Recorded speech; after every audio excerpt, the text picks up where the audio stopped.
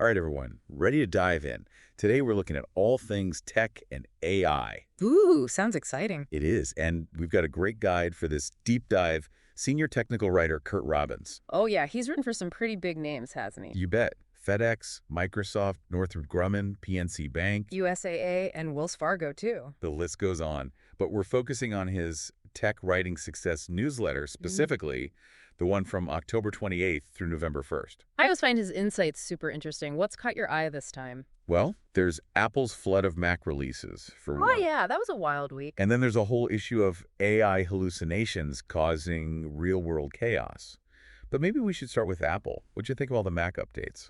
It was almost overwhelming, right? Like new iMacs, Mac Minis, MacBook laptops. Yeah, they were basically announcing something new every day. It was. But the redesigned Mac Mini really stood out to me. I mean, talk about a long wait. 14 years, if I'm not mistaken. Exactly. And it's tiny now. Seriously, Yeah. like half the size of the previous model. It's crazy how they miniaturized it. But it's not just looks.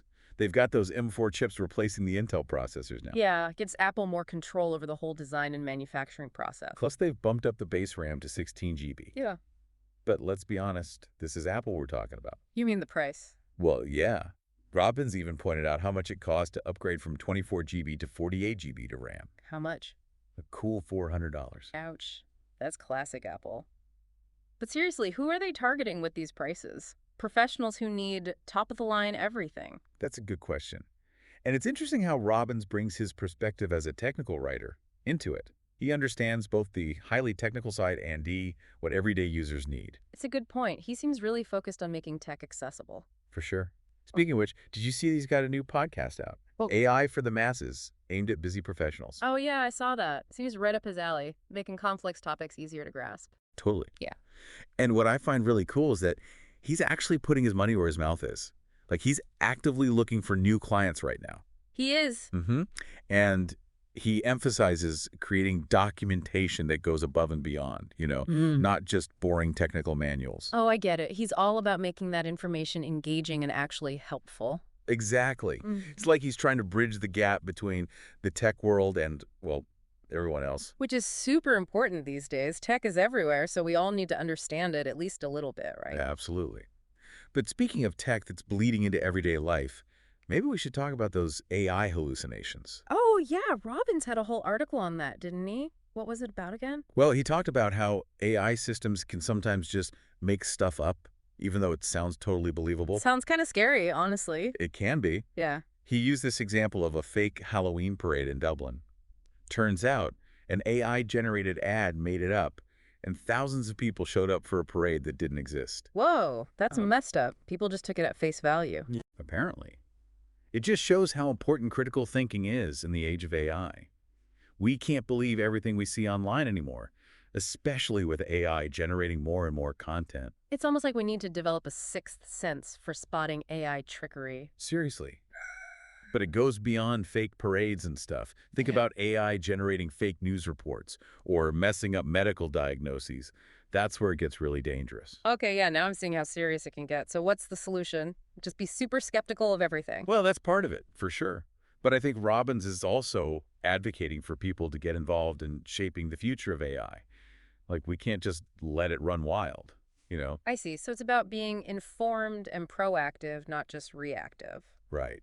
But, Robbins isn't all doom and gloom about AI. He's also super excited about the advancements happening in aerospace. Aerospace. How does that tie in? Well, he's got another podcast with John Bailey called Curt and John Talk Tech and AI. And they talk a lot about how AI is pushing the boundaries in space exploration. Really?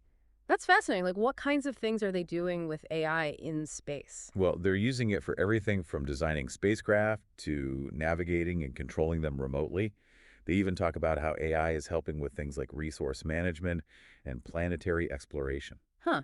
So AI is basically changing how we approach space travel as a whole. Exactly. And they highlight companies like Blue Origin, Rocket Lab, and SpaceX as leading the charge in AI-powered aerospace. It's amazing to think how far we've come in such a short time. And speaking of cutting-edge technology, Robbins also touches on the electric vehicle market in his newsletter. Oh, yeah. What's he saying about EVs? Well, he highlights Polestar's launch of their US-made Polestar 3 SUV. It's being positioned as a direct competitor to Tesla and Rivian. Interesting. So they're joining the EV race in a big way. Yeah. What else did he say about Polestar? He pointed out that they're building these SUVs in South Carolina. That means they can avoid import tariffs and serve both North American and European markets more efficiently. Smart move, especially with how things are globally right now. Anything else about the Polestar 3? Yeah, this is cool. It's actually compatible with Tesla's supercharger network Wait, really? How does that work? through an adapter. It seems like they're focusing on collaboration and making things easier for EV drivers. That's a refreshing change of pace, honestly. It seems like so many companies are just focused on outdoing each other. I agree. But Robbins also brought up an important point about EV ownership, the financial side. Ah, right. I think he referenced an article from Jalopnik about the depreciation of a high-end Tesla Model S. Yeah, that's the one. It's a good reminder that we need to think about the long-term cost of EV ownership, not just the upfront price. Definitely food for thought. It's easy to get swept up in the excitement of new technology, but we need to be smart about it. Absolutely. And speaking of the bigger picture, it makes you wonder, how are all these trends, the rise of AI, the push for space exploration, the shift to EVs, how will they shape our world in the coming years? That's the million-dollar question, isn't it? Yeah. We're living in a time of incredible technological advancement, but it's hard to predict exactly where it's all headed. It's true. But by looking at these trends that Robbins highlights, maybe we can at least start imagining the possibilities and prepare ourselves for the challenges and opportunities that come with them. It's like we're standing at a crossroads. The choices we make today will determine what that future looks like. So what can we do as individuals to navigate this rapidly changing landscape? What steps can we take to prepare for what's coming? That's a great question, and maybe one we should explore further. But for now, I think the first step is awareness. We need to stay informed, seek out reliable information, and try to understand how these technologies work and how they impact our lives. It's about becoming informed citizens of the digital age. And maybe that's a good place to pause for now. We've covered a lot of ground, but there's still so much to explore. It really is. I mean, it's like he's saying, hey, this stuff is happening whether you like it or not, so you better pay attention. Right, like become an active participant in all this, not just a bystander. Totally, especially with AI.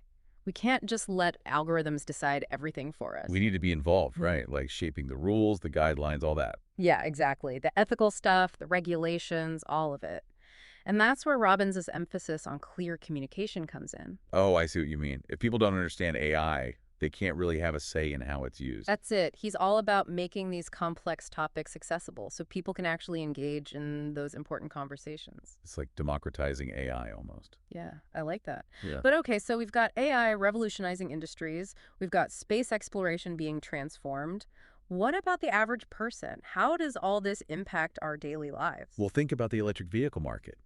As EVs become more common, it's going to change everything. Transportation, infrastructure, how we think about energy, it's huge. And Robbins touched on this with the Polestar example, right? Yeah. Their U.S. factory not only helps them avoid tariffs, but it also brings jobs to a whole new area. Right. And that collaboration with Tesla's supercharger network, that's a big deal for EV adoption. Shows that even competitors can work together. It does. But then there's that article Robbins mentioned about the Tesla Model S losing value. Kind of a reality check. Yeah, for sure. We have to be smart about all this. Just because something is new and exciting doesn't mean it's a good investment. Definitely. It goes back to that critical thinking we were talking about. Can't get caught up in the hype. Exactly.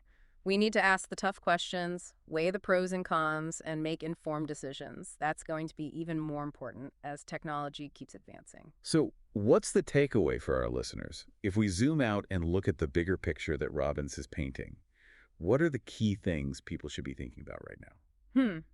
That's a good question. Well, first, I think it's important to embrace the unknown. I mean, things are changing so fast, and yeah, that can be scary, but it's also exciting. Like, don't be afraid of what's coming. Be curious about it. Exactly. There are so many possibilities out there, but to navigate them, we need to keep learning and growing. So invest in yourself, basically. Stay up to date. Yeah. The skills that are in demand today might be obsolete tomorrow, so commit to continuous learning. Take online courses, go to conferences, even just read articles about emerging technologies. He really does lay it all out, doesn't he? Not just like, here's what's happening, but also, here's how to approach it all. Yeah, exactly. Gives you the tools and the mindset. Which I think is so crucial right now. Everything's changing so fast. It's like exhilarating and kind of terrifying at the same time, right? All this potential, but also risks. Definitely a balancing act. But Robbins keeps emphasizing that human element. Right, right. Like tech is important, but it's not the whole story. It's about how we use it, how we adapt. And I think his background as a technical writer really informs that perspective. Oh, absolutely. I mean, think about what technical writers do. Explain complex stuff in a way that anyone can understand. Exactly. They're the bridge between the engineers and, well, the rest of us. Translating all that jargon into plain English. Yeah, which is so important now with tech getting more and more complicated and, well, pretty much running everything.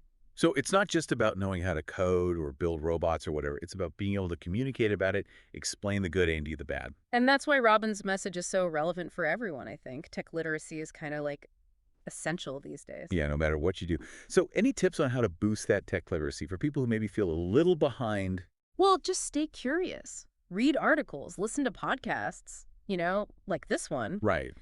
Go to webinars, just engage with it. Don't be afraid to ask questions. Even if they seem basic. Exactly. It's about that eagerness to learn, Right. like a kid exploring something new. Love that. And it's not just about like passively taking in information either. Right? Oh, definitely not. Get hands-on, play around with AI tools, try different apps, that kind of thing. Yeah, you get comfortable with it all. The more you use it, the less intimidating it becomes. It's about taking control, being an active participant in this tech world. And then as you learn more, share it. Write about it, make videos, mentor someone. The more we spread that tech knowledge around, the better off we'll all be. It's that whole democratizing idea again, empowering everyone. Exactly. And I think that's a great note to end on. We've talked about AI hallucinations, the future of space travel, so much. It's clear that things are changing faster than ever before. They are. But the key takeaway through it all is that we're not powerless. We have the ability to shape this future. It starts with each of us, taking responsibility, staying informed, and being open to the possibilities. Couldn't have said it better myself. So, to all our listeners out there, take Robbins' insights to heart. Dive into the world of tech and AI. Ask questions, explore, and remember, the future is what we make it. Beautifully said. Thanks for joining us on this journey, everyone. And a huge thanks to Curt Robbins for giving us so much to think about. Until next time, keep exploring.